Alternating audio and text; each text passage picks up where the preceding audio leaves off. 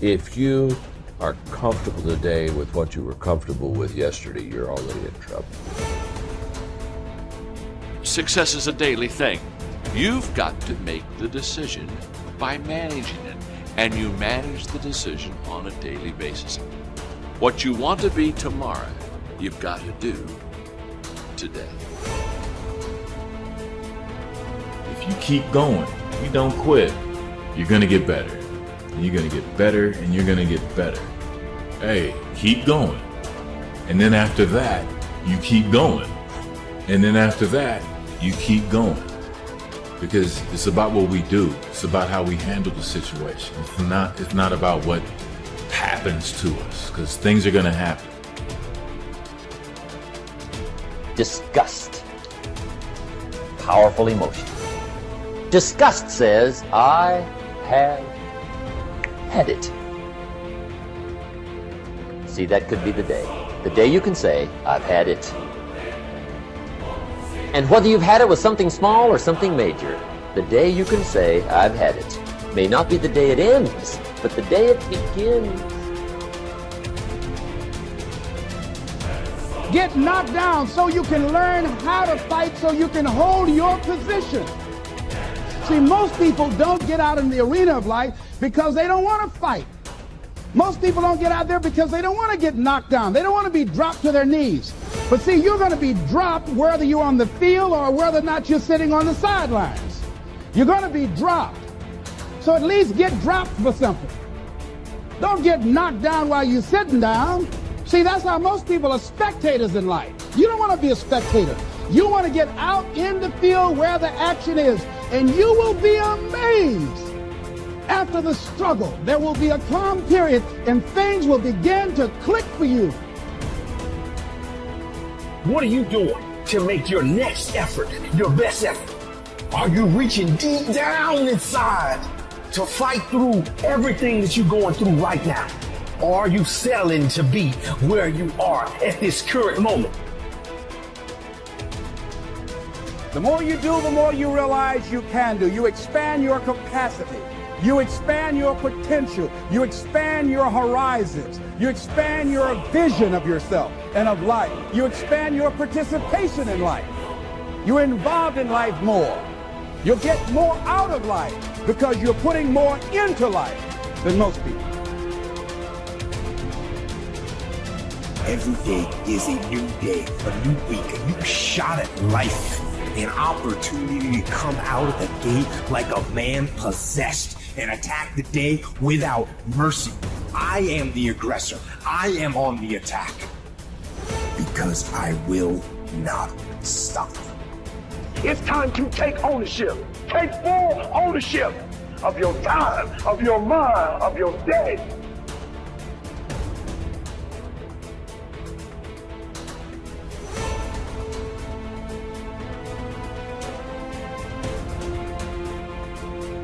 Here's a most important question to spend some time answering. What kind of person will I have to become to get all I want?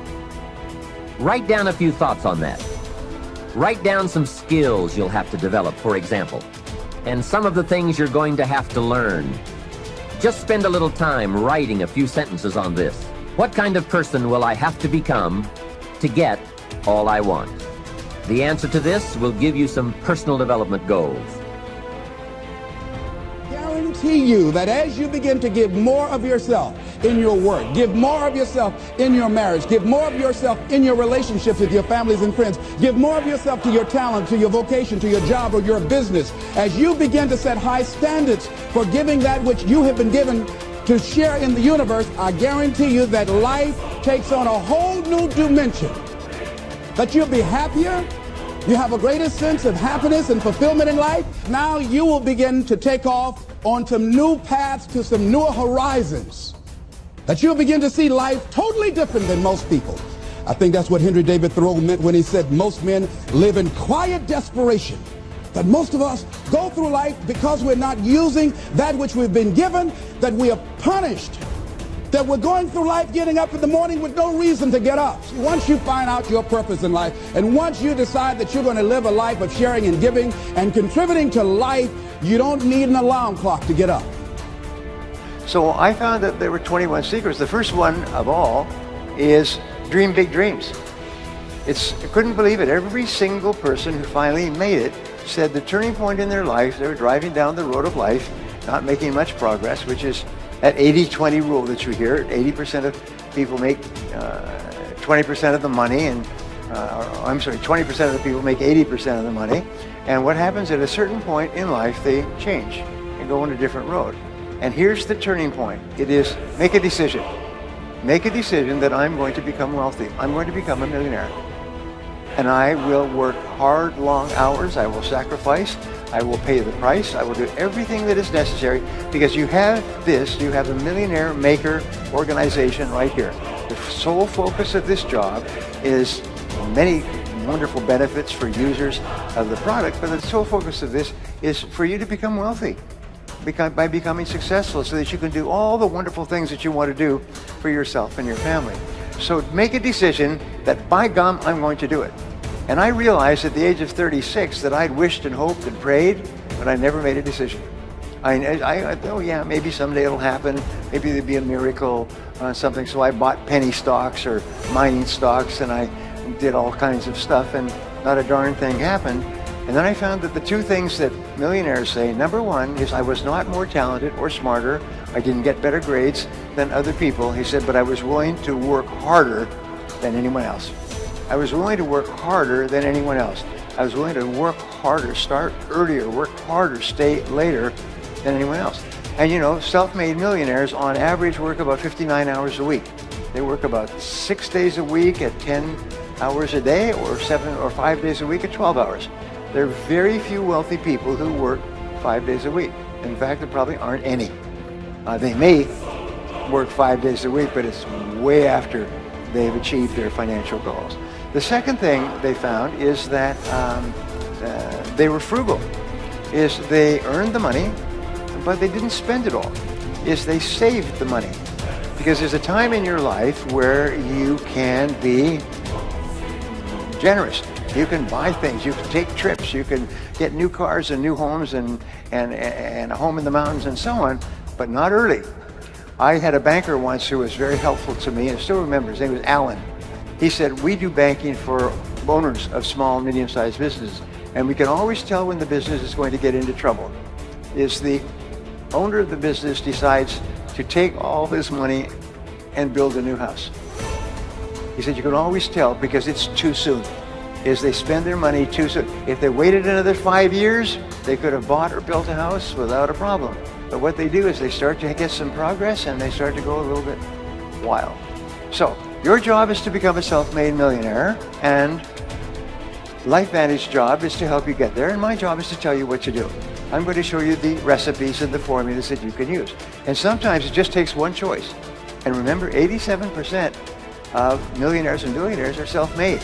They started with nothing. And nobody's smarter than you, and nobody's better than you. Nobody's smarter than you, nobody's better than you. If somebody else can do it, especially with all the disadvantages that many people start off with, if someone else can do it, you can do it as well. That's the proof. Abraham Lincoln once said that some become wealthy is proof that all can become wealthy. It's just the very fact that a person does well, it's proof. They started with nothing and they became wealthy, well, there's the proof, you can do it as well. Just do the same things over and over again. The only way that I'll come back is if we sell this company, we create something that's predicated on value, we focus on building a community, we focus on connecting with our customers, with really doing something amazing that we'll be proud of, that we'll have passion for. There's a great quote often attributed to Mother Teresa. Nobody will act for the many, but people will act for the one. And so I started thinking about my mom and my sister, morbidly obese. I knew I was going to lose them too early if somebody didn't solve that problem. And so for 3 very different reasons, we decided to sell the technology company and start a nutrition company. And when we started that company, everybody told us we were crazy. There were 1,600 protein bars already on the market when we started Quest. The category had been declining for years. One potential distributor actually said, I need another protein bar like I need another hole in the head. That sound familiar with your guys' circumstances? It's not a great time in your business. Not a lot of inventory.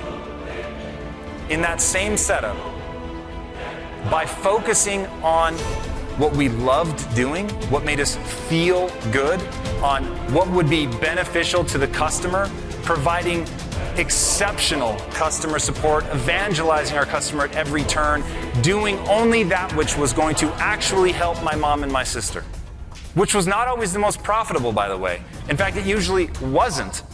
But it made us feel good about who we were. And so we didn't know if we were going to build a big business, but we knew that we were going to believe in it. We knew that we were going to be passionate about it. We knew that we were going to touch people's lives. And that became the rallying cry for the business. Actually deliver value. Do things that other people just can't imagine. And that's how we went from not existing to being valued at over $1 billion in less than 5 years. Just as we were coming out of the Great Recession, into an industry that was oversaturated and declining. Because let me tell you something right now and burn this into the core of your soul. There's always room for the best. There's always room for the best. And if you're prepared to become the best, you can become unstoppable. You can build something other people think is impossible. You can build something out from under a mountain of doubt.